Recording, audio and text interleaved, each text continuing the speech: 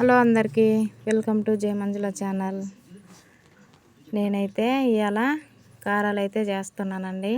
వారం నుంచి మా పిల్లలైతే ఇవి చేయమని అడుగుతున్నారు. నాకైతే పని తీరక నేను చేస్తాలే అని చెబుతున్నా. ఇవాళైతే ఖచ్చితంగా చేయాలని పనికి కూడా పోలేదు, ఇంటికాడనే ఉన్నా.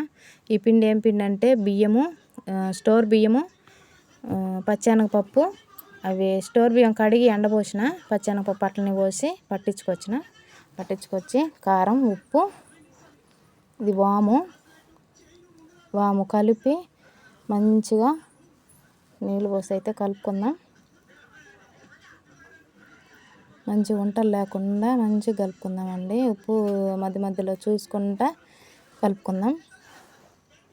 ఇవైతే చేస్తే కొనుక్కొస్తే ఏమన్నా బయట నుంచి తెచ్చినా కూడా అవి ఎన్ని రోజులు ఉంటాయండి. మనం ఇంట్లో ఎట్లయితే చేసి పెడితే పిల్లలు తింటారు కదా, అందుకని అయితే నేనైతే ఇట్లా చేసి పెడుతున్నా. ఎంతమందికి ఇష్టమండి ఇట్లా చేసుకోవటం. వీడియోలు అయితే చాలా లేట్ అయినాయి. ఈ మధ్య అయితే వారం దాకా నేను వీడియోలు అయితే పెట్టలేదు. ఇప్పటి నుంచి అయితే డైలీ ఒక వీడియో అయినా వస్తుంది, చూడండి. నేను ఈ గంట మీద చిల్లులు గంట మీద వేసిన ఎట్లయితే చేతికి సెగంటకుండా ఉంటుంది. సింపుల్గా చేసుకోవచ్చండి. భలే మంచిగా వచ్చినాయండి. గట్టిగా లేవు, బాగున్నాయి. నచ్చితే మీరు కూడా ఇట్లనే చేసుకోండి, మంచిగా ఉన్నాయి. ఈ నూనె సెగ అంటకుండా గంట మీద మా అమ్మ ఒత్తుతుంటే నేనైతే కాలుతున్నా.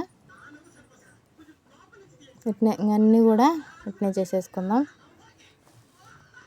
ఇవి ప్లేట్లు కారాలు వస్తే అది గిద్ద ఉంటుంది కదా, అది ఎన్ని ఉంటాయో అన్నీ చేసినామండి.